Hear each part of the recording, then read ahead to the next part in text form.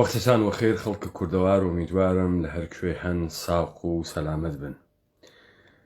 یەکێتیە نیشتمانیە جەلال حوسامدین کەوتگەسە یەکسری دیدار و ئیمڕۆ لەختەگەلێک لەم دیدارانە بڵاو کریاوە لە تەریقە سۆشیال میدیا و تەلەڤیزیۆنەکانی تر کە من دوو بەڕگەی ئەمانە یەکێکیان لە قسەکردنە قوباد جەلال حوسامدین و کەنیشکەکەی ئیبراهیم ئەحمەدم دانیاگە شاناز ئیبراهیم ئەحمەد. ئاخێزە کوردەوارە سەر بەخۆ گەرەکیسی ئەمە تەحلیلکە و ضرورەتە تەحلیلە ئەمەیشە لە خلالە تەحلیلەکە دەرئەکەوێ. ئەمە پێشووتر بەر لەوەی کە ئێمە بڕۆینە ناو ئەم تەحلیلە پێویستە کە لەگەڵ ڕەهندێکە کە 100 ساڵە ڕابردوویە سەرزەمینی ئێمە و جیهانیشی تەنی بووەوە چاویشی پیا بخشێنین. بزانن لە سەرزەمینە ئێمە لەنینیزم هەبوو بەڵام کەسێک دەرکی لە لەنین نەبوو. لە سەرزەمینە ئێمە مارکسیزم هەبوو بەڵام کەسێک دەرکی لە مارکس نەبوو. بۆیە ئەمانە تەبدیل بوون بە بازوگەلە دەوڵەتانە کۆرپرێتیە منتەقە و ئینسانگەلە سادە و ساکار لەسەر هەمان خوو تەبعە کوردی کە گەرەکیان بوو تەن نەدەن بە قسەی زۆر تەبدیل بوون بە کەرەستەیە جێبەجێکردنە سەقامگیری و ڕۆچوونەوەیە ئەم مؤسسات و دەوڵەتانە لە ناو کۆمەڵگای ئێمە. کابرایەک بوو لە منتەقەی جوانڕۆ ناوی لوتفوڵڵا بوو، شاعرە دیوانە ئەم بەگزادانەی جوانڕۆ بوو. شعرێکی بوو ئەیوت: جوانی خۆشە جوانی خۆشە، سەیری جوانی خەوانی خۆشە، سەیری کونەوە کۆڵ سەرکانی خۆشە، ڕازە نەهانی بینی یار خۆشە، قسەی مەخفیەتی پای دیوار خۆشە، میوات بڕەسێ وە تۆ خۆشە بەڵام نەپلکێ وە خۆڵۆ خۆشە. خولاسە ئەنچێکە لە نەزەرە ئیشان خۆش و ئەو وەسفیە کرد لە ئاخرە ئەو لەم گشت خۆشیە میرزا بێبەشە. لە تەمامە ئەم خۆشیانەیش کە وەسفم کرد میرزا بێبەشە. مارکس لە مانیفستی کۆمۆنیستە وەسفە سەرمایەداری ئەداتەوە کە سەرمایەداری توانی گێسی لە دڵە کارە ئیجتیماعیە گەورەترین تەحەوڵاتە تاریخە بەشەر دەربێرێ. ئەوەی سەرمایەداری دوای 100 ساڵ پێگەی خۆی دروستی کردگە لە هەموو تاریخە بەشەریەتە دروست نەکریاکە. سەرمایەداری توانی تەمامە مناسباتە کۆن و داپڵۆسیاگە داڕزیاگە کۆن کە پێچرا بوو لە قیداسەتەوە نابودی بکات و یەک مناسبەی منفعەت و قێزەونیە منفعەت بێڵێتەوە. سەرمایەداری توانی شارەکان بەلادێکان سوار بکات و ئینسانەکان لە بۆگەنیە ژیانە لادێ دەربێنی یا بە خەوڵە خۆی لە بلاهەتە ژیانە لادێ دەربێنی. ئەمە بوو بە بیانوویەک گریا بەدەسە ئیدەی دەهاتی کەوتنە گیانە ئەم مردمە لە ژێرە ناو ئرتجاعە کە ئەمانە شتە خراوێکە. چون مارکس وتکێسی سەرمایەداری هەر دەقیقە خۆی ئینقلاب ئەکا لە دەستگاگە لە تەولیدیە. ئەوەی کۆن و داڕزیاگ و زۆر مهم بوو لە بین ئەچێ ئەوەیشی تازەدا ئەندێ تا تێت جێ بگرێت لە ناو ئەچێ. ئێوەیش هەمە بینن کابرا ئەمڕۆ ڕەنج ڕۆڤەرێکی 2022 ئەسێنێ ساڵە 2024 ڕەنجڕۆڤەرە تازە تێ 2022کە کۆنە بە کەڵک نایێت. ئەم وەسفەی کە مارکس لە سەرمایەداری ئەیکات و ئەوەی کە هیچ دڵێک بۆ ڕابردوو تەنگ ناوێت و چوار بەردیش بە پشتە ڕابردووە فڕەدات ئەگاتە هۆی ئەوەی کە تۆ ئێشێ وەکو ئەو پێگەی و میرزا لوتفوڵڵا دانیشتگە بنواڕی لە مارکس. تۆ بۆ دەرکە مارکس ئێشێ مارکس وەکو ئینقلابیەکی خوازیارە دەسەڵات بوێنی، نەوەکو شێت و شەیدای ئەحمەقێکی فتیشیزمی شیک بوون و مۆدێڕن بوون و مەسرەفکردن. مارکس تەعقیبە دەسەڵاتە سیاسی ئەکا. ئەم جوملانەی کە هەڵیان ئەبژێری و ئێژێتیان مەبەستی وا لە پشتە. مەبەستەکە ئەوەسە: سەرمایەداریە کە دائیمەن وا خەریکە ئەڕواتە بەرۆ، دائیمەن تەولیدە ناڕزایەتی ئەکا و دائیمەن چینێکی ناڕازی تا سەر ئێسک لە سەرمایەداری دروست ئەکا. مثالەکانی کامەنە؟ مثالەکانی ئەمەنە خۆ لە بەرچاوتانەوە هەست لە کۆرپۆرێشنە ئێرانی کاورا تا دوێکە بەسیجی بوو، مەعلول بوو، شەڕە جبهەی کرد و ئەمڕۆ بوو گەسۆ قێزەون و بۆگەنە دەوڵەتە ئێرانی نەیگەرەکە. دەوڵەتە ئێرانی ئمڕۆ خەڵک خۆ بە جاسووسی و جاشێتی ئەدا بەدەستیوە، نەجاشی گەرەکە نەجاسووس. بۆ لەبەرەوەی ئستقراری پیا کردەکە. ئێستا کێ ناڕازیە و پرتە و بۆڵە ئەکات لە دەوڵەتە ئێرانی؟ کۆنە مەعمول و سەقەت و سقوتەکانە شەڕە ئێران و نۆکەرەکانە خومەینی ئیستا کەمیان هاوردگە. خۆ مارکس ئەوەی کە سەرمایەداری هەر دەقیقە خەریکە ئینقلاب ئەکات و هیچ ئستقراری نایڵێت، ئەمە بە هەل ئەگرێت بەو خەڵکە بێژێت کە مەجال دروستبوونە جیلێک وا وەکو دەورانە فێئۆدالی لە جێگەی خۆیان قەتیس بمێنێت و سەدان ساڵ هەڵ نەکنێت نەماگە. هەروە کە نەماگە ئێمە ئەتوانین لەم جیلە یەک لە دوای یەکانەی کە ناڕازی ئەون هێزە ئینقلابی بکرین. ئەو خەریکە ئەمە ئێژی ئەنا مارکس نەشەیدای کالایە، نەبۆ مەسرەفکردن مردگە، نەپێی وایە فرە مقەدەسە هەربی هاڕی بڕۆیتە بەرۆ. ئەم شەرایەتە کە ئەتوانێت تێیە ئاڵ و گۆڕت دەسەڵات بکرێت بە شەرایەتێکی مناسب ئەزانێ کە سەرمایەداری و بورژوازی دروستی کردەکە. جا ئەوانەی کە کەوتوبوونە شوێنە مارکس و مارکسیشیان نەخوێندبووە و حاڵی نەبوون لە مارکس، مشتێ تێ هەڵدریاگە قەتیسماک بوون، شەیدائی خۆیان لە بورژوازی و کالاگە لە بورژوازیە دەرەخست.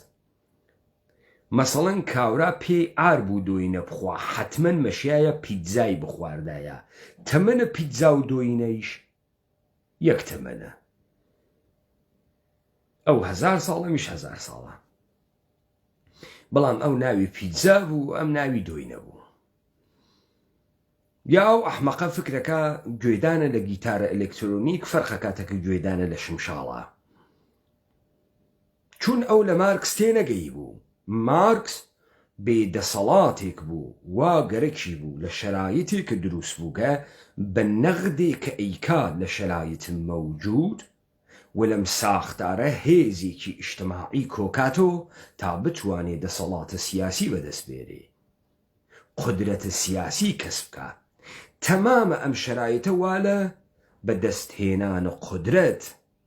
ئەگەر قودرەت نەوێ کاورای کرێکار بووگەن هەربا بمرێ لە بووگەنیە. ئەمە بەم سادگیە. ئیستا بۆ خاتری ئەوەی تۆ یەکێتی تێبگەی، ئێشی خۆت بخەیتە جێگەی یەکێتی. ئێشێ بزانی ئەم یەکێتیە تێ هەڵدریاگە ئەم دیدارە بۆ ئەکا، چۆن ئەرزەی ئەکا، خۆی ئێژێ بۆ ئەیکا، بەڵام لە ئەسڵ بۆ خەریکە ئەیکا. ئەمە دوو ڕووی هەست. ئەوەی کە خۆی ئەینوێنێت ئەوەی کە لە عەسڵا هەس تا بزانین ئەوەی لە عەسڵا هەس چییە ئەمەی کە خۆی ئەینوێنێ چییە و دەرئەسەر و دەرئەنجامە چی یەکێتی مەجبور بووگە بە ئەم خۆنواندنە. ئێمە لە کۆنفرانس نە لە مصاحبە ڕۆژنامەوانیەکەی دوای نشستەکەی قوباد و دەست پێەکەین لێو دواڕۆین لەسەر شاناز ئیبراهیم ئەحمەد. ئەم دیدارە زۆر مهمە بۆ یەکێتی، دیدارێکە بۆ نوێبوونەوە، دیدارێکە بۆ چاکسازی، دیدارێکە بۆ گەڕانەوەی فکر بۆ ناوڕۆحی حیزبایەتی. ئەمە دیدارێکە بۆ نوێبوونەوە و بۆ چاکسازی و بۆ گەڕانەوەی فکر بۆ ناوڕۆحە حیزبایەتی. ئەمانە کۆنگرەی چواریان کردگە، لە کۆنگرەی چوارە خۆی تێپێیە، لە کۆنگرەی چوارە یەکسری ئەتفاقات کەوتگە. پس ئەم دیدارە کە ئەیکەن قەرارە فکر بگەڕێتەوە بۆ ڕۆحە حیزبایەتی. ڕۆحە حیزبایەتی جاران کەرەستەی بووگە، ئیستە فقط کەرەستە کافی نییە، فکریشی گەرەکە. حیزبایەتی گەر قەرارە چی بکات؟ ئەگەڕێن و سەرامە با تا ئاخر قسەکانە قوباد گوێبین. ئەمڕۆ ئەبینی چت بە قەرەباڵغەیە خەڵک بەشدار بوونە، ئێستا ئەم خەڵکەی کە لێرن دابەشە بن بەسەر ئەو لیژنانەی کە پێکێنراون. بێگومان ئەم کۆبوونەوانەش هەر لێرە نەکراوە، لە هەولێر کراوە، لە گەرمیان کراوە، لە دهۆ کراوە، لە بەغا کراوە، لە کەرکووک کراوە، لە چەندین شوێنەکانی تری کوردستان کراوە. بۆیە ئەمە ڕۆحەتێکی نوێ ئەگەڕێنێتەوە بۆ ناو حیزبەکەمان تاکو بە سیاسەتێکی دروست، بە سیاسەتێکی گونجاو، بە سیاسەتێکی یەکێتیانە، بە سیاسەتێکی سەردەمیانە یەکێتیەکەمان بەهێزتر بکەینەوە و ئەو یەکێتیەکە یەکێتیەکەی مامجەلال بوو بە ڕۆحێکی نوێ دروستی بکەینەوە. دیداری یەکێتی تەواوکەری کۆنگرەی چوارە بێ.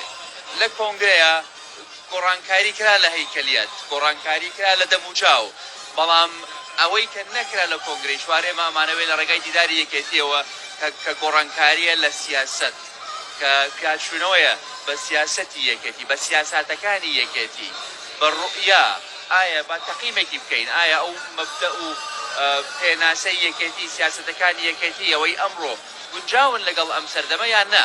ئەم مناقەشانە ئەکرێ و ئەم دیدارە ڕاستپاردەی ئەبێ، ئەو ڕاستپاردەش ئەبن بە سیاست کە ئەچەسپێنرێن کە ئەو کاتە هەموو ئۆرگانەکانی حیزب بێ پابند بن پێی، ئێمەمانان لەناو حکوومەت دەبێ پابند بین پێی، پەرلەمانتارەکانمان، مەجلیسی مەحافزەکانمان، هەموو ئەو کەسانەی کە خزمەت بە کۆمەڵانی خەڵکی کوردستانەکەن لە چوارچێوە و لەژێر چەتری یەکێتی نیشتیمانی کوردستانەوە، ئەو کاتە ئەتوانن بەو ڕاستپاردانەوە بێنەوە ناو مەیدان.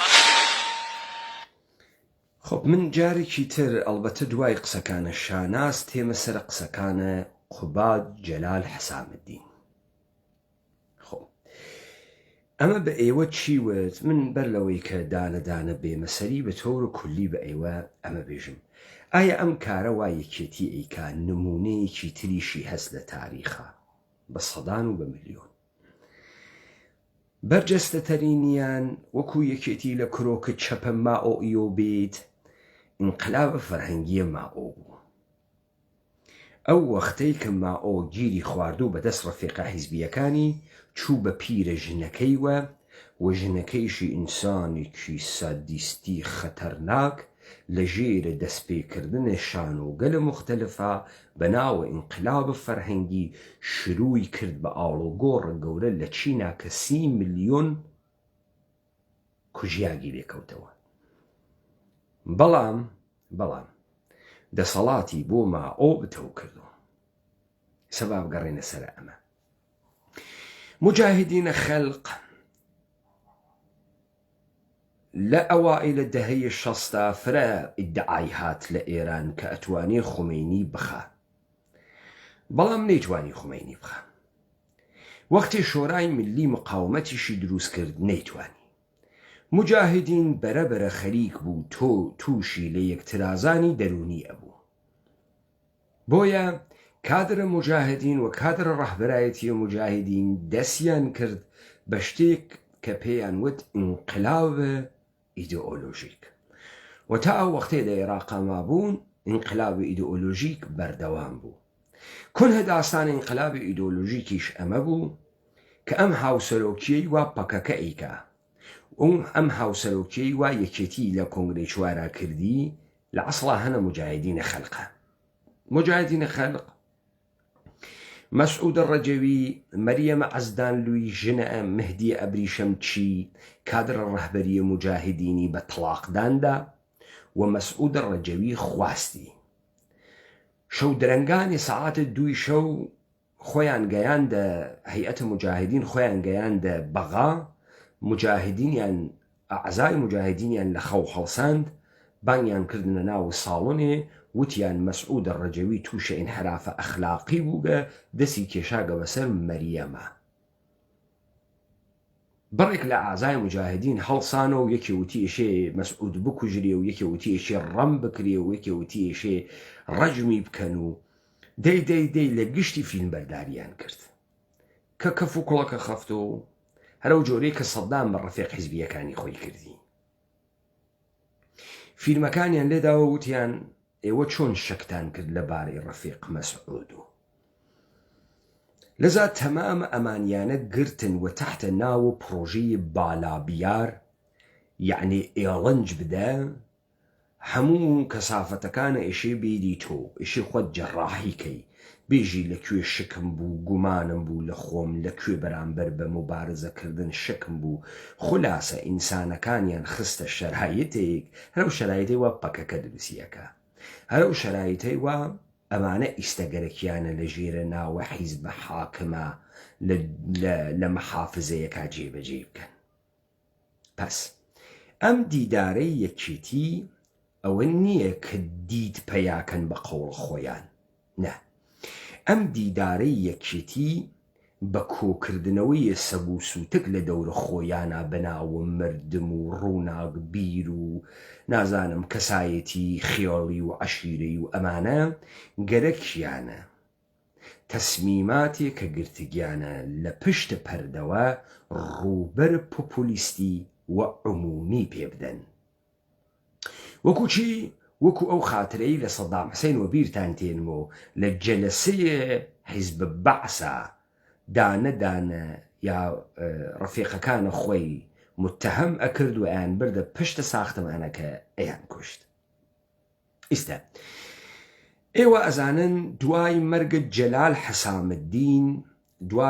جەلال حەسامەدین یەکێتی کە ئەم یەکێتیەی سرفەن بۆ خاتری ئەوە بوو کە جەلال حەسامەدین کۆنای ڕسقەکە، یعنی نۆکەریە دەوڵەتە ئێران و بوجەکەی قەرارگاهە ڕەمەزان و دەستگاهای ئەمنیەتی ئێران بە جەلال حەسامەدین ئەدریا.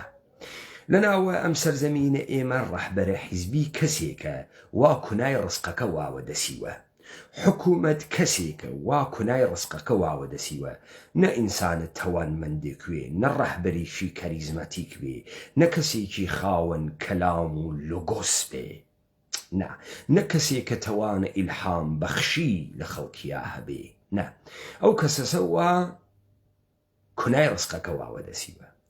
یەکێتیش چ بوو؟ یەکێتی بەرەز جبهەز.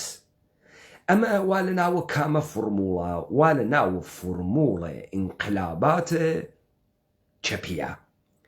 ئەگەر تەوانە هەڵگیرساندنەوەی شەڕە چینایەتیت نییە، ئێشێ بەرە دروستکەی بەرامبەرە بەدەسەڵات. لذا جەماعەتی حیزب جۆرا و جۆر لە ژێرە چەترێکە بە ناوی یەکێتی بە ڕەهبەریە جەلال حەسامەدین یەکیان گرتو، دائیمەنیش لە یەکتری ئەیان کوشت.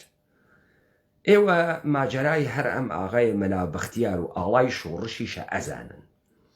تا خاترەکەی ئەم دوایەی مەلا بەختیار کەوتی 3 مانگ بەر لە حەملەکەی سەدام حوسێن بۆ کوێیت، جەماعەتە سەرکردایەتی یەکێتی وتیان ئێمە تاقەتمان نەماگەوە ئەڕۆین بۆ مفاوزات تەکە ڕژیمە بەعسە.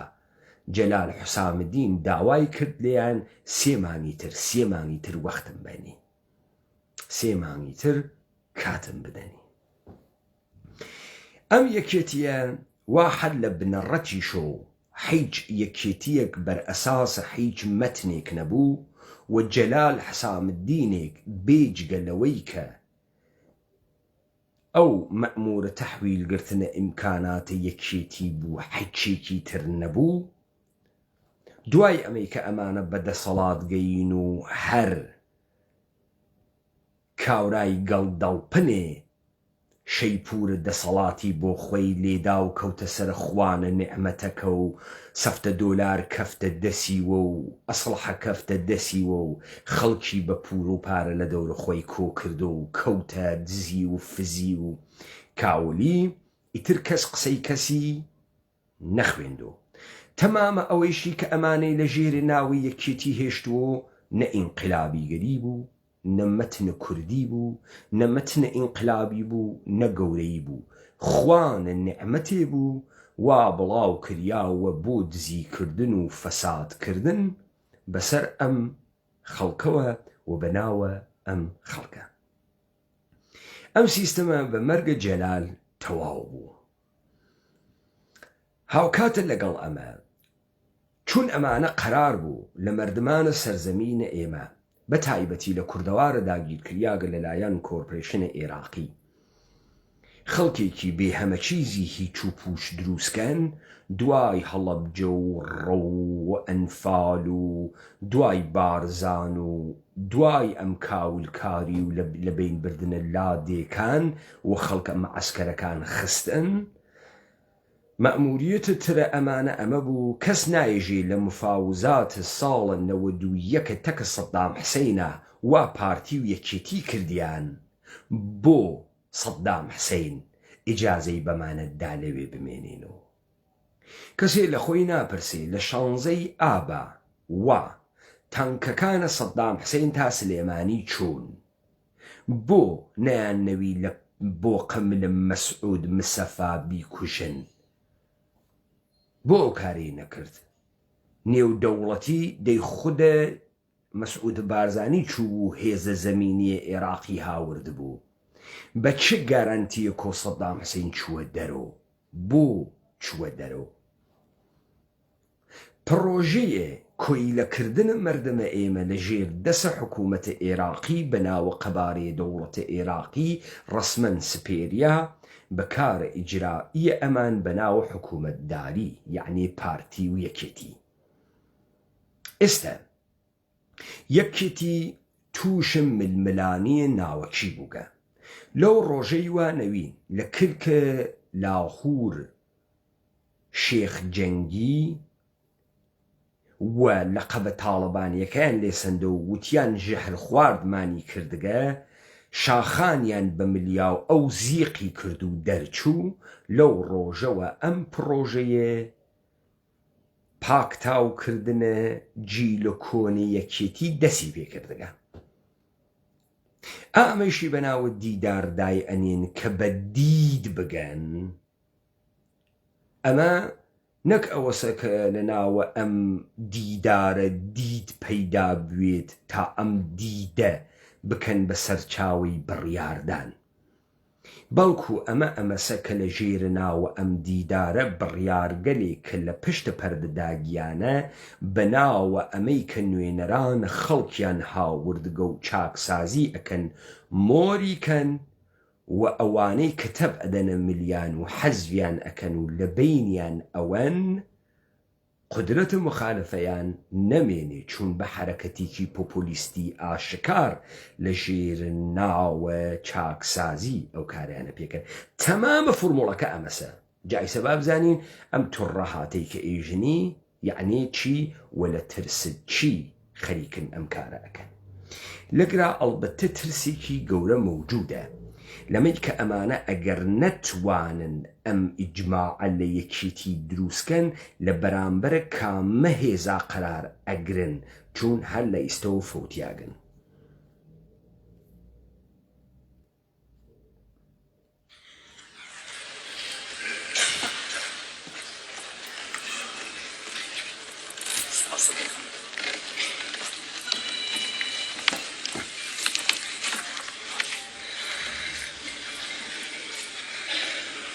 هەواڵانی خۆشەویست، سڵاوتان لێبێت خوشک و برایانی بەڕێز سڵاوی گەرمی هەواڵانەتان لێبێت.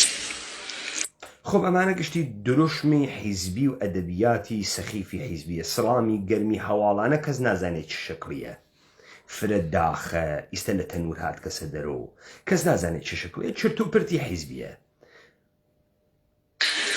ئەمڕۆ پێکەوە لە دیداری سلێمانی لە شاری شارە ئەمڕۆ پێکەوە فووە کاتە ژێرە باڵە ئەمانە خەریکە قەتڵەکان و جنایەتەکان ئەخاتە ملە ئەو ئەحمەقانەی واچووگن لەو دیدارە دانیشتگن.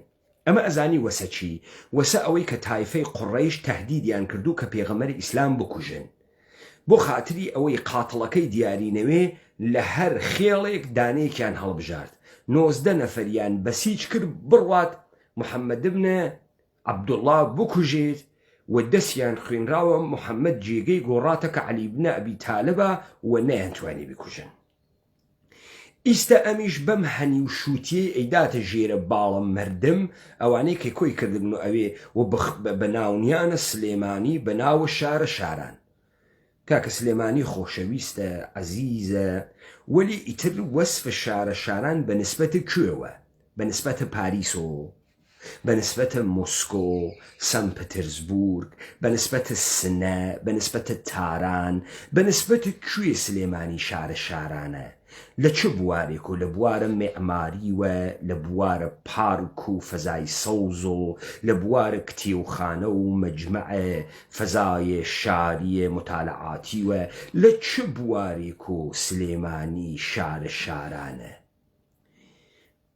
یا لە بوارە جەمعیەتە شاریە بتەوە ماناپەیاکەر لە پەیوەندە جەدیدە شاریە. خۆ ئەم شووتیانە بۆ ئەداتە بنباڵە خەڵکی لەبەر ئەوەی کە گەرەکیسی جنایەت بنووسێ بە پایان، جنایەت بنووسێ بە ناویان.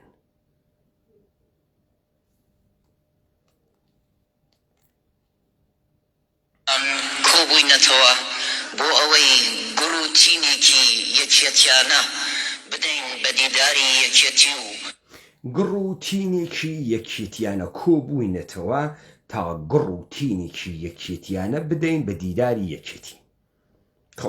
گەرەکی شاعرانە قسە بکات ئەوەی کە ئەم مەتنێ بۆ نووساگە. ئەم مەتنە تەبیعەتەن شاناز نەی نووساگەوە لە ئەدەبیاتی دەرەکەفێ کەسێکە لە ئاستە مەلابەختیار یا خودە مەلابەختیار. ئەمە ئەدەبیاتە ئەوانەسە ئەدەبیاتە داپۆسیاگە بەدبەختە نییە چون ناتوانێت بیشی خوێنێت و توش ئەوێ بەدەستیوە. کەشوهەوای یەکێتیانە چ شکلیە؟ یەکێتیانە چۆن بە کەشوهەوا دروست ئەکرێ؟ اتحاد یونیۆن سۆلەدارەتی چۆن بە کەشوهەوا دروست ئەکرێ؟ تۆ ئیستا ئەوانتە لەوێ کۆکردگەسۆ بەچی کۆتکردنەوە؟ بە ئەخلاق، بە مەتن، بە ئینقلابیگەری، بەچی بێجگە لە پارە و مەقام؟ بەچی تر تۆ لەوێ کۆتکردنەوە؟ ئیستا ئێوە لەسەر چی یەکێتین؟ لەسەر تاڵانکردنە ئەم مەردمە، لەسەر پیتەخەنەکردنە بە ئەم مەردمە، لەسەر ڕیشخەندکردنە بە ئەم مەردمە، لەسەر چی ئێوە ئیستا یەکێتین؟ تا ئەم کەشوهەوایە یەکێتیانە ببێ بە یەکێتی.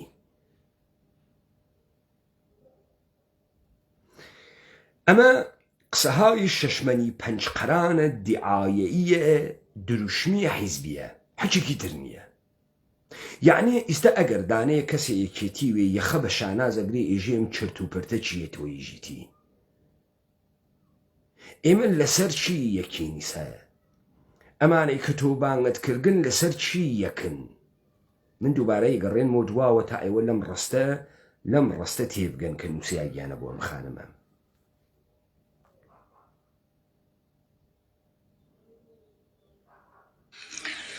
ئەمڕۆ پێکەوە لە دیداری سلێمانی لە شاری شاران کۆبووینەتەوە بۆ ئەوەی گڕوتینێکی یەکێتیانە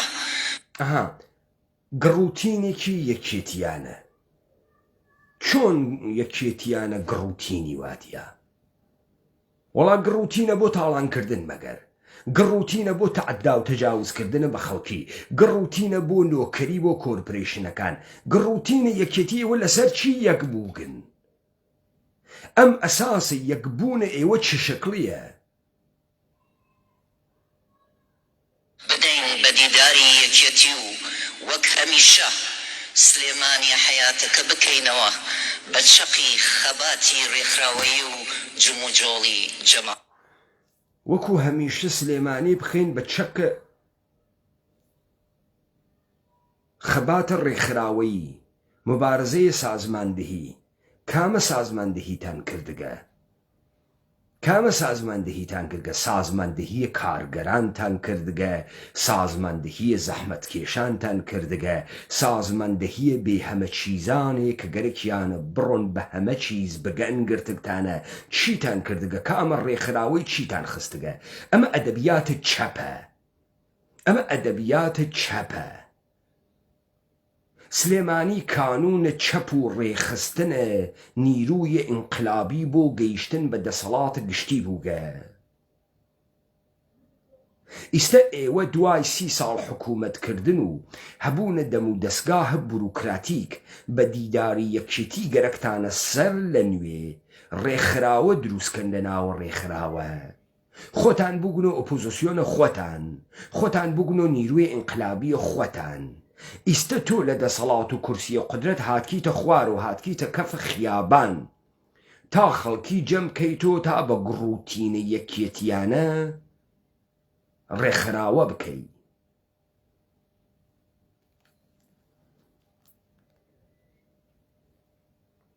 پس ئیستا ئێمە تێگەیشتین ئەم گەرەکێسی ڕێکخراوەی جەدید دروستکات. ئیتر ئەوانە کەمن لە ژێرە ناوە حکوومەتە حەلیم و کەرتە حیزبیا دروستکریاگەن ڕێکخراوەی تریش دروستەکات. کاری ئەمەسە، کارە سلێمانی دروستکردنە ڕێکخراوەس. بدەین بە دیداری یەکێتی و وەک هەمیشە سلێمانی حەیاتەکە بکەینەوە بە چەقی خەباتی ڕێکخراوەیی و جموجۆڵی جەماوەری. پس سلێمانی وان نەبووگە. ئێوە کە سلێمانەئی نیەن، ئێوە سلێمانی ئەکەن بە چەقە خەباتە ڕێکخراوەیی بە پوڵ کێ؟ بە ئیمکاناتە کێ؟ بودجەی ئەم ڕێکخراوانە کێ ئەیدا؟ وەختە خۆی بودجەی یەکێتیتان کێ ئەیدا؟ پوڵە فاسۆلیاکەتان و پوڵە گۆشتەکان و پوڵە فیچەکەکانتان کێ ئەیدا؟ پس ئەم سلێمانیە لە خۆی و خۆی ڕێک ناخە، تۆ ڕێکی ئەخەی. بە بودجەیەکی دیاری کراو، بە مەبەستێکی دیاری کراو، تۆ ڕێکی ئەخەی.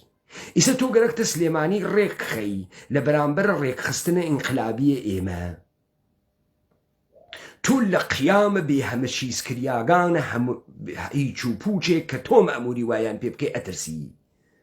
ئیسە تۆ هاتکی ڕێکخراوە لە ڕێکخراوە دروستکەی، خۆت هەم حاکمی هەم خۆت ئۆپۆزیسیۆنە خۆت دروستکەی کە بەر بە زوهورە قیامە ئێمە بگری. حتما گەرە تۆ وا بکەی.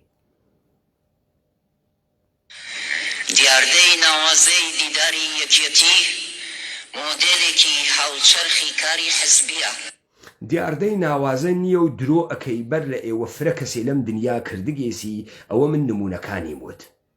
حدتان نەوێ لە حدما ئەوە بەحسە ئینقلابە فەرهەنگی ماوەم کرد، بەر لەوە بەحسە سەدام حسەینم کرد، بەر لەوە بەحسە مجاهدینە خەلقم کرد. نەبابەگیان ئێوە لەو حەدان نییە ناوازە و ئاوازە و ئەمانە بێرن، هەچێکتان پێ نییە، هیچ. چون ناوتان نیاگە دیدار فکرەکەی فرەکارێکی مهمتار کردگە کە دیدتان پێ بدات.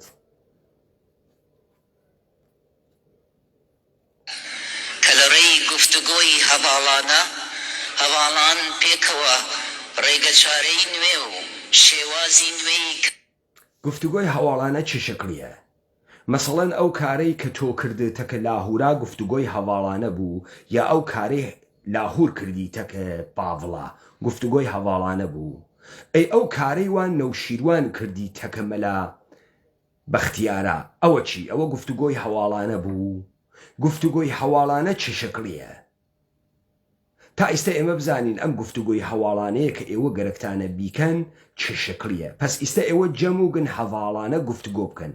ئەم گفتوگۆی هەواڵانەی ئێوە بۆی تەوتە ئەو، بۆی خوێن و بۆی فرەشتێکی لێتێت.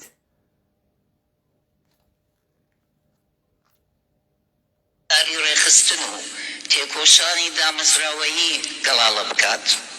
تۆ ئیستە گەرەکتە تێکۆشانی دامەزراوەی گەڵاڵە بکەی.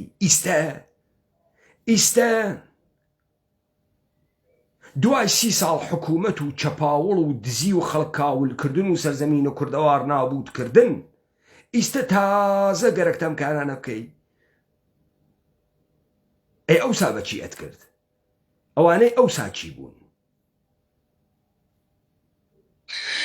سبەینێش دەرەنجامی ئەم گەڵاڵەیە دەبێتە ڕێنوێن و نەخشەڕێگا بۆ سیاسەت و کۆششەکانمان.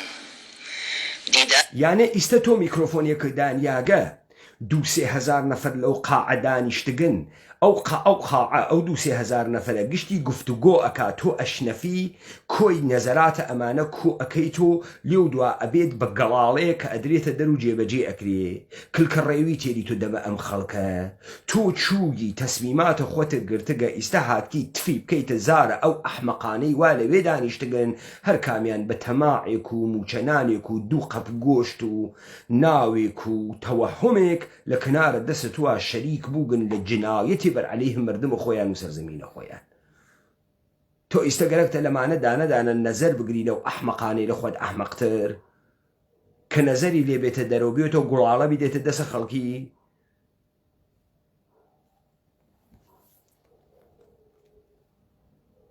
ئەریەکەتی هەوڵێکی گرنگ و جددیە بۆ داڕشتنەوەی کۆی سیاسەت و دیدگا و بۆچوون و پرۆژەکانی یەکێتی و هەوڵێکی جددیە بۆ دامەزراندنی کۆی سیاست وەختی کردیا وا ئێوە لە کۆنگرەی چوارە فوتان کردە ژێری عدەیە دەرتان خست. وا دوای ئەوە کۆی سیاسەتی یەکێتی ئەوە بوو نەوین لە کلکە پاوڵ ئەوەتیوە لاهور و دەرتان کرد. بعد هاتن وتان ژەهری دەرخواردمانداگە و ئەنجامە ئازمایشات تێرین و هێرۆخانمی گەوج کردگە و پاڤڵی وەڕ کردگە و ئاغای مەلا بەختیار ساحێ و جەلادەت نەبووایە لە بین چوو بوو. ئێمە دیمان لاهور نەدادگا بریا و نەگیریا و نەدکومنت بەرعەلەیهی سادر کریا هیچ. ئیستە تۆ هاتگی ئەناسر لاهور و سەربە لاهور بە ئەم نەمایشت دیدارە بە تەقلیدە لەو کارانەوە لە ڕابردووە جەریاناتە تر کردگیانە جێبەجێکەی. وەها و کات ئەگەر قیام ئاخێزە کوردەوار سەربەخۆ بتوانیت کۆمەڵێ فاسد یەکگرتو لە کنارە خۆتا بوێت، بۆیە خەریکی ئەم کارانەی.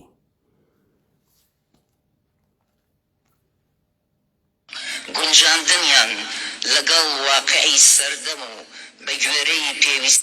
واقعی سەردەم ئەوە قوبادی شووتی سەردەمیانە. ئێوە پێتان وایە ئەم موشانە ئیعجازان واتیە کە بێژنی معجزە ئەکا سەردەمیانە. ئەو کارەی تۆ ئیکەی سەردەمیانەس تا ئیستە کردتانە سەردەمیانەس ئەوەی کە خەڵکە کورد لە هەموو مالکیەتێ بخەن، لە هەموو دەسەڵاتێ بخەن، ئەم خەڵکی کوردە بکەن بە گۆشتێکی بێدەسەڵاتی هیچ و پوچی خۆفرۆش. ئەمە کارە سەردەمیانەس، سەرمایەداری جیهانیش هەرم کارە ئەکا و مەئموریەتە ئێوە ئەمە بووکە. ئەگەر مەبەستت بە بارە ئینقلابی و ئاوەنگاردیەکەیەسی سەردەمیانە بوون ئەوە نییە بڕۆی سەف بگری ڕەنج ڕۆڤرە تازە بسێنی کاورای ئەحمەق. سەردەمیانە بوون ئەوە نییە کە تۆ ئەپت جەدیدە تیکتۆک دابەزێنی تیا لایفکەیتۆ. سەردەمیانە بوون یعنی لە تاریکیەکان و زوڵەمات عەسر خۆت تێگەین، لە خەتەرەکانی تێگەین. ئیستە تۆ ئەم سەردەمیانەت ئەگەر بە عینوانە حیزب سیاسی بگرین تێگەیشتن لە خەتەرەکان خەتەرە ئینقلابە ئێمەس.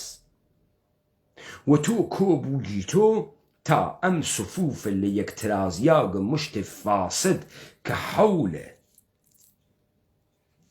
دڕینە پەیکەرە خەڵکە کورد و سەرزەمینە کوردەوار لە دەوری یەکتریا کۆبوو بنۆ متوەجهی خەتەرە قیامە ئاخێزە کوردەوارە سەر بە خۆیان بکەین.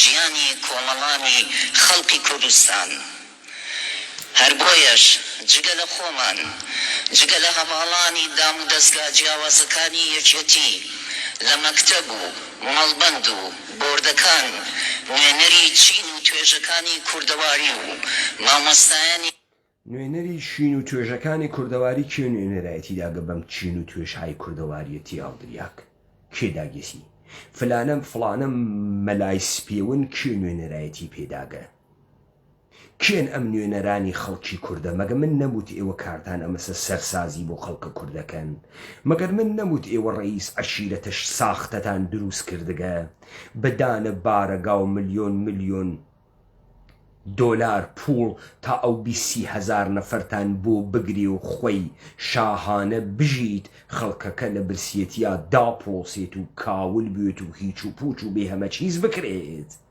تا ئەو بەناوە ئەو خەڵکە تەکتوا هاوکاری بکات بەرئەلەی هەنابوودیە ئەو مەردمە. ئیسە تۆ ئێژی هەم خەڵکمان هاوردگە و نوێنەرانە خەڵک هەم ئەندامانە یەکێتی دێ ئەوە قسەکەی منە. ئیستا تۆ هاتگی ئەو جنایەتەی کە قەرارە بیکەی بە ناوی تەواوی خەڵک و مۆریکەی نەخۆی ئێمە نایڵین ئانەمان هێشت لاور بکوژن نایڵین ئەو کارە بکەن نایڵین ئێوە ئشی یەکتەڵی هەڵدڕن نایڵین تۆ خۆتکەی بە کوڕە خاسە ئەجیمەجیکەی بەو ئەقڵەوە بەو سەوادەوە گەرەک توێ ئێمە بخەڵەتێنی مشتی فاسدە برسی دەستکەوتوێت بە پور بێریتیان ئەنتەریاتیان پێ بکەوی نەمایشی بکەی پێی وایە ئێمەی مردم ئەترسین و ئەڕۆینە دواو ژین خوا هەڵی ناگرێ ئەوانە مردم بوون مردم ئێمەین مردم ئێمەین خەڵک ئێمەین نوێنەریشمان نییە خۆمان قساکەین خۆمان خەڵکین تەبەلوەرە خەڵکین تەبەلوەرە کوردین ئاینی و ئەکادیمی و ڕۆشنبیران و شارەزایان هەر هەموویان لە تۆ گەواترن ئاکادمیەکان و مامۆستایان و شارەزایان و نووسەران یەک لە یەک گەواترن نوێنەر مردم و کورد نیەن هەڵی بووی کورد نوێنەری نەگەرەکە بەڵکو کورد و هەر کەسێگەرێکی کوردوێت ڕۆحە کوردانە و زوان و کوردی تیا حلول ئەکاوەتێتە دەنگ هەڵی بوو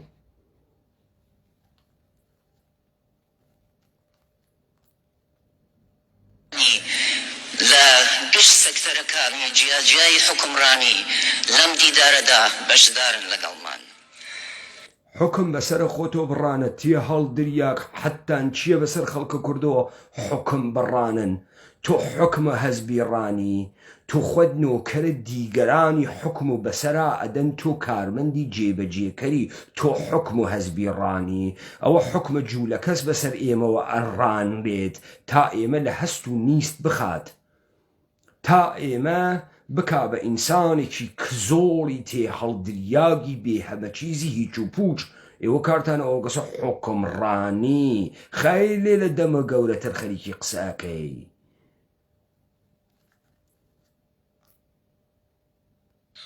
لێرەیە زیاد لە پەنجەرە و ڕایەڵەیەک دروست کراوە لەگەڵیان بۆ ئەوەی دیدارەکە ناتوانێ بیخوێنێتەوە هەر معنای نەبوو زیاد لە پەنجەرە و ڕایەڵەیەک دروست کریاگە لەگەڵیان هیچ معنایەکی نەبوو ئەم کاورای ئەحمەقە یەکێک بۆی نووساگە تڕۆیکە ناتوانێ بیخوێنێتەوە تو خۆت حاڵی نەوگی لەمە چۆن گەرەکتە خەڵکی حاڵی بوێ لەمە پس قسەکەی من ڕاستە تۆ هاتکی هینێ بەرنامە جێبەجێکەی بینێتە من لە خەڵکی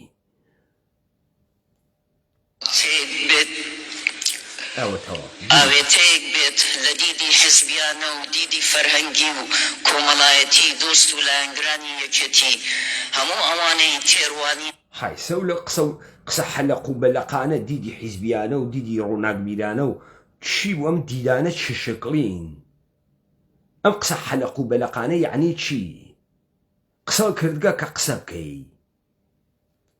بۆ داهاتوێکی باشتر بۆ ڕێباز و ڕوانینی یەکی بۆ داهاتوویەکی باشتر خەیلی قەڵەتە کرد یعنی ئیسەمانە باشە داهاتوو باشتر ئەوێ ئێمە لە توو لە حەیاتمانە ئەوەنە بێدەسەڵات ئەوەنە هیچ و پوچ ئەوەنە بێ هەمە چیز نەکریاگین کە ئەمڕۆ هەین داهاتوویەکی باشتر یعنی ئیستا باشە داهاتوو باشتر ئەکەن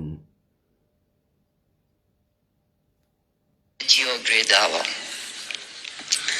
بەم شێوەیە کۆششە حەزبیە کۆمەڵایەتیەکە دیاردەی ماسی و ئاوەکە دیاردەی ماسی و ئاوەکە نەتۆ حاڵی بوو نە ئەو تێ هەڵدریاگانەی وا بە ناوە نوێرەرانە خەڵک هاوردکتە دیاردەوی ماسی و ئاوەکە دیارە ئێوە خاسێوانە ژێرە هێژەمونیە کەلامە ئاخێزە هەم لە ڕۆیاکان وا قوباد ئەیدی هەم لە دیاردەی ماسی و ئاوەکەی وا یەک لە ئەندامانی یەکێتی و تێناگات خۆتیش تێ نەگەیت هیچ کام لەو بۆگەنانەی بەناوە ئەکادمیسیەن و مەلای تێ هەڵدریا بوو مامۆسا و خوێنەر و داڕێژەر باس کریاگەن یەکیان تێنەگەی دیاردەی ماسی و ئاوەکە پرینسیپەکانە شەڕە چریکی وە گریلایە ماۆس کە کۆمەلگا وەسە ئاو چریک وەسە ماسی چکۆلە ئەگەر تۆزێ گەرمای ئاو بشێویت ماسی ئەتۆپێت یعنی ئێوە ئەتۆپن بۆ خاتری ئەوەی کە کۆمەلگاتان لێ نەژڵەژێ کە ئێوە نەتۆپن ئێوە کۆبووگنۆ دیدار ئەکەن منزورت ئەمەسە هەڵیت بوو هایتە پێتم وت لە ئاخێز ئەترسن وەکو سەگ چون ئێوە ئەساسە ئیتحادتان نۆکەریە بۆ دیگەران بوو و ئەربابتان بووگە و ئەوەی کۆتانی کردگەسۆ خان نعمەتە دزیە و بێشەرەفیە لە حەقە مەردمە خۆتانە هەنێ بنە جوولەکەی درۆزن ماسی و ئاوەکە لە مێژووی یەکێتی و شۆڕشی نوێ مێژووی یەکێتی و شۆڕشە نوێ مێژووی یەکێتی بێجگە لە بێشەرەفی و نادروسی بێجگە لە مەئموریەتە بۆ دەوڵەتانە منتەقە و بێجگە لە کاولکاریە سەرزەمینە کوردەوار و ئەستاندنەوەیە حەق مالکیەتە بەسەر ئەبزار تەولید و بەسەر سروەتا لە خەڵکی شتێکی تریش بووگە مەگەر ئەگەر هەستان داڕوویکەن دا لەو بەڵگە و کەلامە مشەعشەعانە و نەزەراتە ئیلهام بەخشە ئینقلابیتان چوار ڕووکەن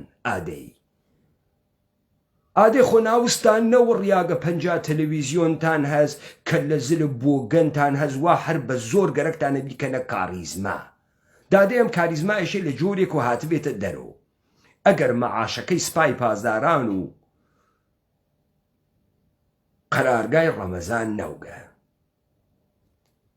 دووە بێتەوە لە ڕاستیە یەکێتێکی نوێ هەر ئەبێ یەکێتێکی دێرین و بەهێز بێت یەکێتێکی نوێ هەر ئەبێ یەکێتێکی دێرین و بەهێز بێ یعنی چی دەی ئەگەر تۆ نوێی دێرینەکە خاسوو ئیتر بۆ خۆ نوێ ئەەکەی تۆ چۆن نوێ هەم دێرینە لە چیا دێرینن لە بێشەرەفیەکانتانە لە دزیەکانتانە لە خەڵق نابودکردنەکانتانە لە کاولکردنە سەرزەمینە کوردەوارە لە چیا هەر دێرینن کە دەبێ نوێ بن نوێ دەبێ هەر دێرین بێ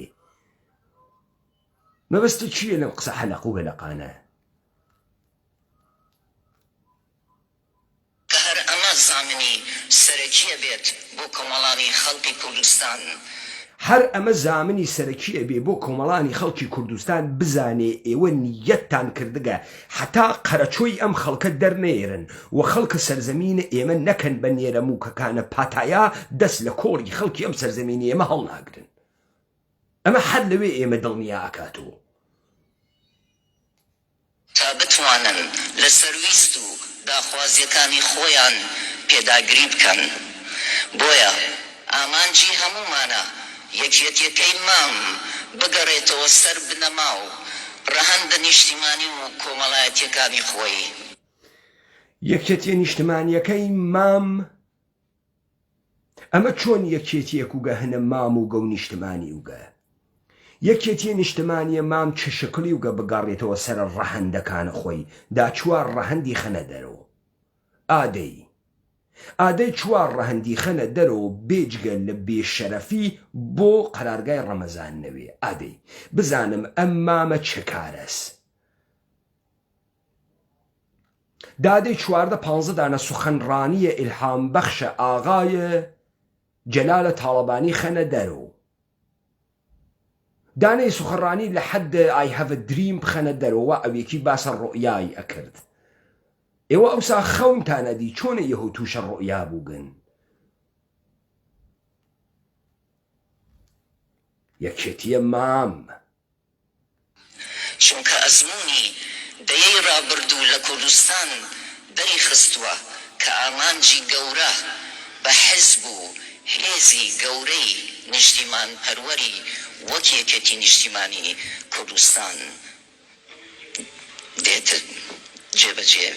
دێتە جێبەجێ ئەوێ هایتە حاڵینەوە ئامانجی گەورە چی بوو نابودیە مردم و کورد بوو ڕازەکەی بە ئێوە نەوایە بە هیچ کەسێکی تر نەکریە فاسدکردنە مردم و کورد بوو بە ئێوە نەوایە بە هیچ کەسی تر نەکریە لە ژێرە ناوە بێمەعاشە بندیوارانە بگرە بێمەعاشە پێشمەرگەی کۆن بگرە بێ پوڵە خوێنە باوکە بگرە بێرە و تاپۆڵە پێبین قنخە پاڵۆ کار مەکە بێرۆ خۆت بنووسە دەوام کە دەڕۆژ لە مانگە 500,000 خەک گیرفانە ئیستا ئیتر ئەمە بەردەوام ناوێ خەڵکەکەتان لە هەموو شتی خست لە ژیان خست لە مالکیەت خست لە عیزەت نەفس خست لە شخصیەت خست لە هەمووی ئەمانە خستەکتانە ئیستا وا هەرە و جۆرەی قوباد وتی ئێشیە فکر بگەڕێنین و بۆ ڕۆحە حیزبی تا دوێکە بە کەرەستە و بە دۆلار و بە شەق و بە فیشەک واتانەکرد ئیستا بە زۆڵیەتی ئیستا تێن ئیتەهاما دەخەنە ملە خەڵکی بە دەسە خەڵکیوە بە ناوە خەڵکیوە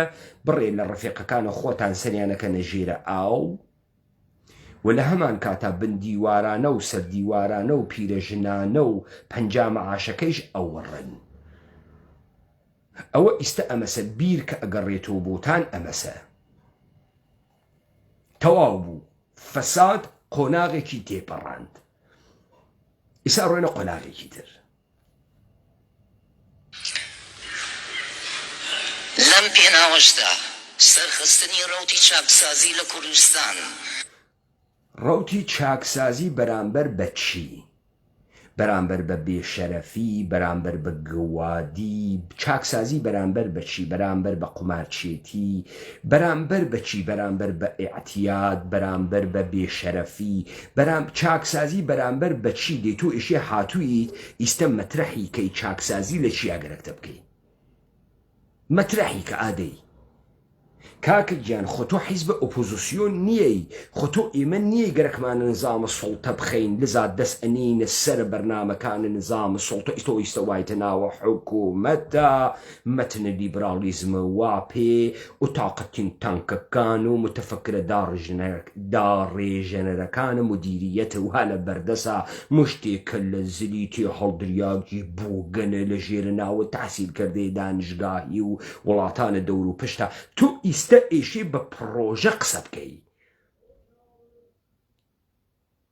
تۆ ئیستە وایتە ناوە حکوومەتە چەم و خەمە جامعە ئەزانی مؤسسات وا لە ژێرە دەستا تۆ باوەڕەکەیژی ئۆپۆزیسیۆنی قسەکەی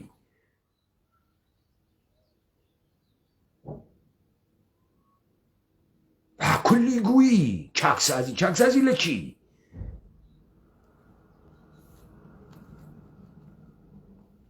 ڕەوتی چاکترسازی کردنە نابودکردنە ئەم مردمە ئەمە قۆناغێکی تر وە لە ناو یەکێتی بە ڕاوێژی هەواڵانە لە ناو دیداری یەک من تێ نەگەیم ڕاوێژە هەواڵانە چه شکلیە ئێمە ڕاوێژە دوژمنانەیشمان هەست ڕاوێژە بەرادەرانەیشمان هەست ڕاوێژە دەسەخۆیشکیشمان هەست ڕاوێژە هەواڵانە چه شکلیە ئەم دەستەواژە ئەحمەقانەیە کە دروستان کردگە چه شکلیە ئێمە وتم پێت ئێمە ڕەفتارە هەواڵانەی ئێوەمان تەکە یەکتریا دیگە ڕەفتارە هەواڵانەیە ئێوە و نەوشیوان مسەفاتەکە مەلا بەختیارە ڕەفتارە هەڤاڵانەیە ئێوە و تەکە شەوکەتە حاجی مشیرە، ڕەفتارە هەڤاڵانەیە ئێوە و تەکە لاغورە، تەکە یارۆ عەقید نازانم کێ بوو وا کوشتتان خەڵکە عەشیرەتە شوانی بوو. ئەوە ڕاوێژە هەڤاڵانە ئاواسە چ شکلیە ڕاوێژە هەڤاڵانە؟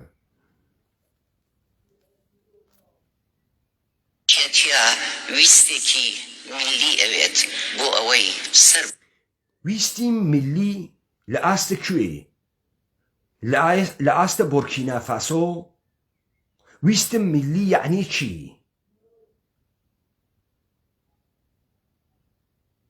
ناشنال ریکوست نەشناڵەتی کوێ؟ ئەردەن؟ ویستێکی میلی کوێ؟ حەلیمە کوردستان مەگە ملیە؟ ویستە ملیە عێراقیانە؟ دێ بە تو چ ڕەفتێکی هەست؟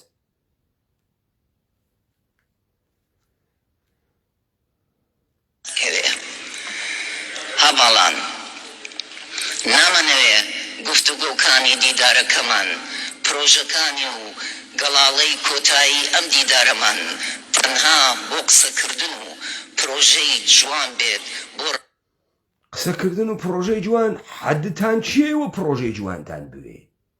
ئاخە من ئەمە بیسکە خەڵکێژێ قسەی باق و بریق، ئێوە قسەی باق و بریقیش مەگەرەزانن بکەن.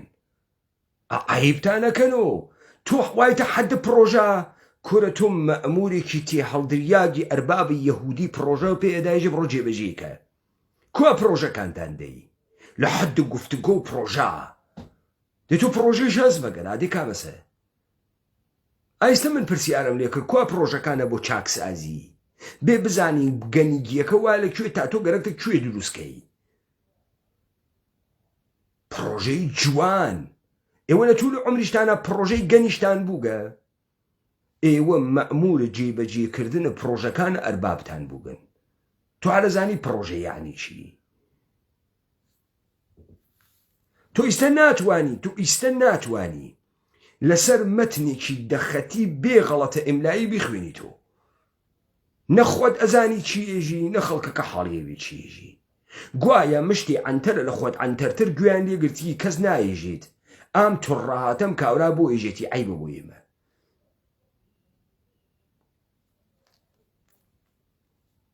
ڕازاندنەوەی سەر ڕەفە و مێزەکان بەڵکو ڕازانەوەی سەر مێزە و ڕەفەکان. بابام ئیسڵاحاتە ئەدەبیە خەیتە ناوی لە کەیەوە دروست کریاگە؟ یعنی چی؟ کوا مێزەکان، کوا ڕەفە، کوا جوانیە پرۆژەکانتان؟ بابا ئێوە ئەمە 100 ساڵە مشتی قسەی تکراریە مزەخرەفە دەسە هەزارۆمە نۆڕمگە لە ئەربابی یەهودیتان تکرارەکەنەوە. تو یەک دێ ڕبێرە هەنە خۆتان بێت. ئەمانەوێت پرۆژەکانی ئەم دیدارە بکەینە بنەمایەکی گرنگ بۆ نوێکردنەوەی جەستەی یەکێتی و بژاردنەوەی دامەزراوەکانی لە ڕووی فکری و سیاسیەوە. ئەها قسەکەی من دروست و پە تۆ ئیستە یە سری پرۆژەت هاوردگە قەرار نییە پرۆژە لەبێ لە دایک بوێ. تۆ یە سری پرۆژەت هاوردگە ئەیدەی تو ئەوانی جێژی ئەشن و بیلا ڕازەکەیت و ئێمە موافقین و مزای ئەکەن و تەواو ڕیاوە. درسە؟ لەو وەختەوە وا نەوین لە کلکلاهور فڕەتاندا و ئەو یارۆ کۆسرەتە دزەکە لە ئاڵمانە گیری کردگە و جەماعەتێکی تر ئاوایانە پێهاتە ئیستە تو خەریکی پرۆژەکەی لە ترسە ئێمە زیقە کردگە زوو خۆت ڕێبخەی. مشتی فاسدە نۆکەرە دەسە هەزارۆمە یەهودی جیهانی لە بەرامبەرە شۆڕژ و واقعیە ئێمە خۆیان ڕێخەن. دابزانم بەرگەی کوێیەگری. داخۆت ڕێخە خاس وەکو سنە سوچەڕ خۆت بپێچۆ. پێویستم دیدارە وەرارەوەکانی کۆبوونەوەکانی بکەینە گۆڕەپانی سەرەکی کادرە دڵسۆز و بەتوانەکان. کادرە دڵسۆز و بەتوانەکان. وەک درێژەکراوەی سەردەمیانەی ئەڵقەی ڕۆشن بیرەکانی و ڕێخستنەکانی یەکەتی بێت بۆ پەروەردەکردنی کادرەکانمان. ئەم چرت و پرتانەی وتی یعنی چی؟ بۆ درێژە پێدانە سەردەمیانەی ڕۆشنبیران و بۆ پەروەردەکردن کادرەکانمان. سەردەمیانە یعنی چی؟ ئیستا لە دنیای سەردەمە ئیمڕوا چە خەوەرە؟ ئامارە فاحشەگی، ئامارە مناڵانە بێسەرپەرست، ئامارە قەتڵ و جنایەت، پەلامارە ڕووسیە لە ئوکراینا، حەملەی جیهانی بەرعەلەیه ڕووسیە. چی ئەم سەردەمیانەی ئەمڕۆ چ شەکڵیە؟ چی ئەم سەردەمیانە؟ ڕەنجڕۆڤەرە 2022 بۆ تاکسە جەدیدە. چییە ئەم سەردەمیانە؟ پەرەپێدانی توانای فکری و حیزبیەکانیان. تۆ گەرەکتە پەرەپێدانە توانای فکری و حیزبیەکان بکەی؟ تۆ دێڕێ ناتوانی بخوێنی. تۆ پڕنەوی لە غەڵەت. فکر و تواناییشتان هەست مەگەر وا تێتانە مەگەر دادەی لەم فکر مشەشعانەتانە بڕژێن نەخوارۆ فکر نوێکردنەوەی پەیامی یەکێتیانە و داهێنان. بۆ نوێکردنەوەی پەیامی یەکێتیانە چه شەکڵیە؟ پەیامی یەکێتیانە یعنی چی؟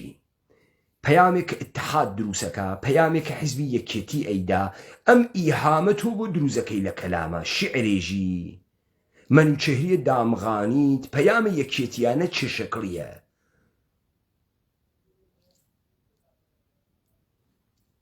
ئێمە بۆ نایەکێتین؟ ئیسە چۆن یەکێتی ئەوین؟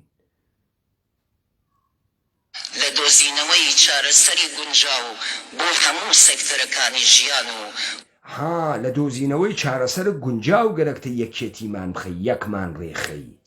ئالەگراسە من وتم ئێوە متاڵەبات سازی ئەکەن. خۆتان تێن ئێژن دزیە و فزیە و فەسادە و گەندەڵیە و مەسئولەکان و ئەدزن و ئەڕفێنن ئەیخەنە دەمە مەردم. بعد خۆتان تێن دانەیەکی ئەگرنەوە دەست ڕەوەندێکی پۆپۆلیستی بۆ دروست ئەکەن خەڵکەکە بێتە پشتی. دروستە؟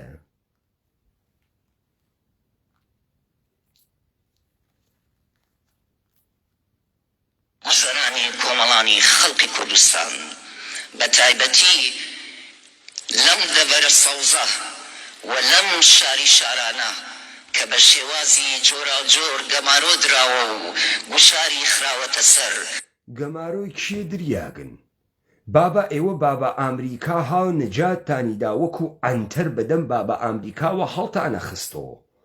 ئێوە ئێژن ئێمە ئازاد کراوین. کێ گەمارۆتانی داگە؟ فەساد و کاولی و نادروسی و بێشەرەفی ئێوە وجودە ئینسان و کوردی و سەرزەمین و کوردەواری گەمارۆ داگە. بێجگەل لە گەمارۆیە بێشەرەفانەیە ئێوە مەگەر ئێمە گەمارۆیەکی تریشمان هەز لە ژیانە خۆمانە. کێ گەمارۆمانی داگە؟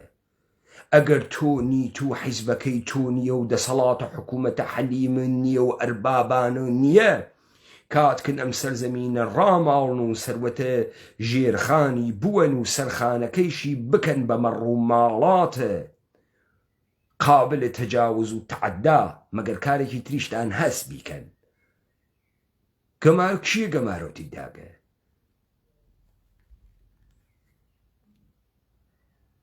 تاوەکو نەتوانێت ڕۆڵی پێشەنگی خۆی ببینێت.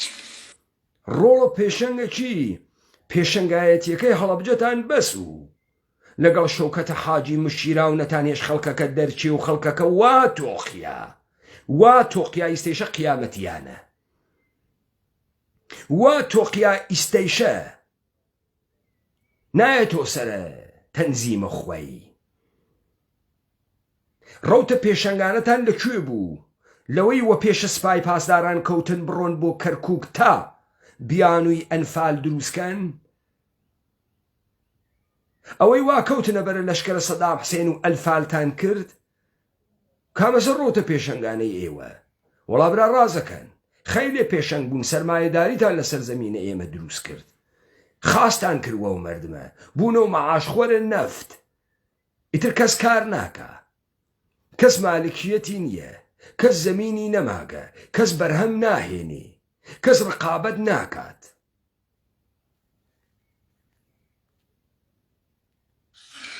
ئێمە بێ ئەم گەمارۆیە تێپەڕێنین، بەڵام نەکەر بە دروشم و کام گەمارۆ تێپەڕێنی؟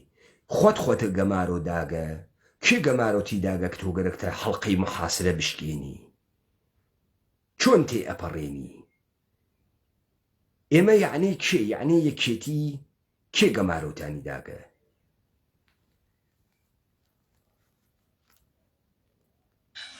بڕوخێ و نامانەوێ و نابێ و دەبێ ئەها بڕوخێ و نامانەوێ و دەبێ و ئەبێ گەمارۆی خەڵکی ئیستا خەڵک ئێوەی گەمارۆ داگە ئێژێ بڕۆخێ و نامانەوێ و دەبێ تۆ گەرەکتە ئەم خەڵک هەڵقەی محاسرەی خەڵکیە بشکێنی وەچی و ئەنتەریات وەچی گەرەکتە بشکێنی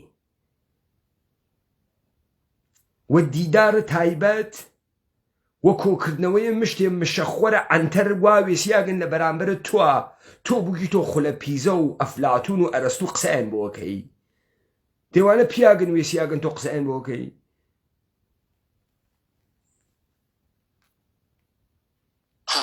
بەکردار و بنیادنان و دۆزینەوەی چارەسەری داهێنەرانە وەکو ئەو کردارەی وا کردان بەسەر کاورای عەشیرەتە شوانیە نا ئێوە بەسەر حیز و دزە ئەتوانن کاری وا بکەن بەسەر ڕۆڵا ناتوانن کاری وا بکەن فوتانەدا وان نییە ئێوە و قارەمانە نییەن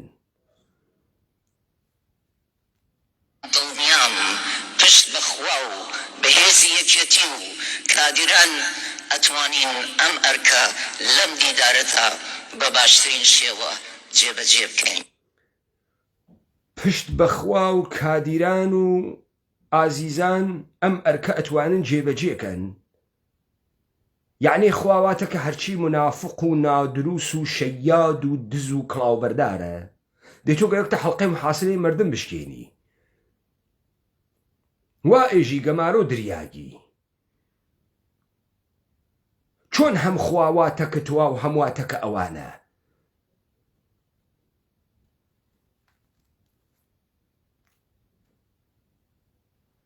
لە سەربازڕایە ناوتی ئێمە خوامان وا لەگەڵا وتی ئەی ئەوان کێیان وا لەگەڵاوە ئەکەن بە ئێمە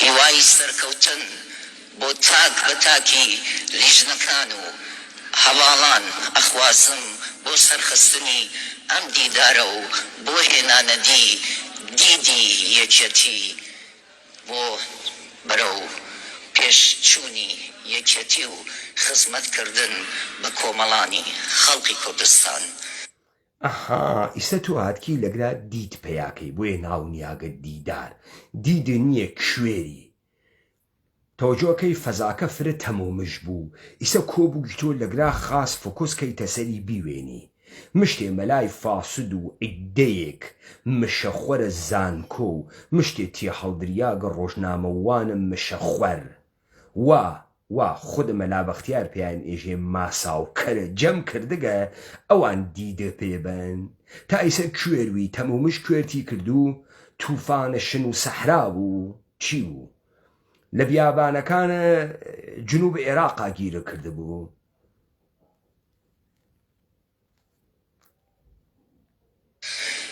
ئێوەش هەر شاد و سەر بەرز و سەرفراز بن زۆر سپاس ئافرین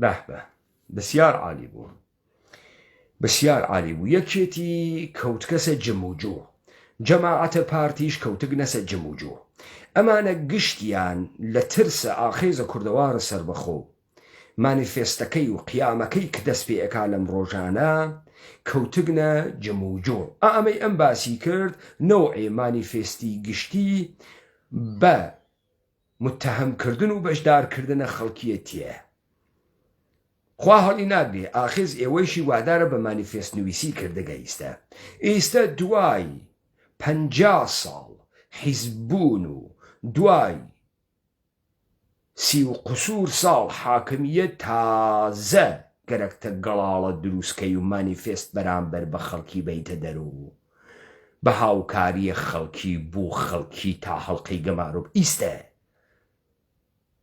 چی زۆری بۆ هاوردگە ئیستەواتە پێاتکە چی تۆ قاندگتی ئیستەوات پێهاتکە پەس ئێمە چاومان پێکەوت ئەم توڕەهاتەی کە ئەم خانمە و کوڕەکەی جەلال وتیان ناشی لە تۆقیان و ترسیانێکی ئەمیقەوا لە خەڵکێکی مەبەستدار هەسیان کە لەم ڕۆژانەوە لە پەیکەرە کوردانە دەرئەکەوێت و دەسەڵاتە قێزەونە یەک لە دواو یەکە بنکەکانە جودۆ کریسیانەتی لەم سەرزەمینە ڕائەماڵێ تا تەمامیەتە سەروەری تەمامیەتە مالکیەت و تەمامیەتە دەسەڵات بگەڕێنێتەوە بۆ خۆی ئەمە دیدارە تایبەتەکە یەکێتیە ئێمە تەعقیبە ئەم دیدارە بووگەنە ئەکەین و نەتایجێک کە ئێمە وتمان لە تیا تێتە دەر لای ئێوە خۆش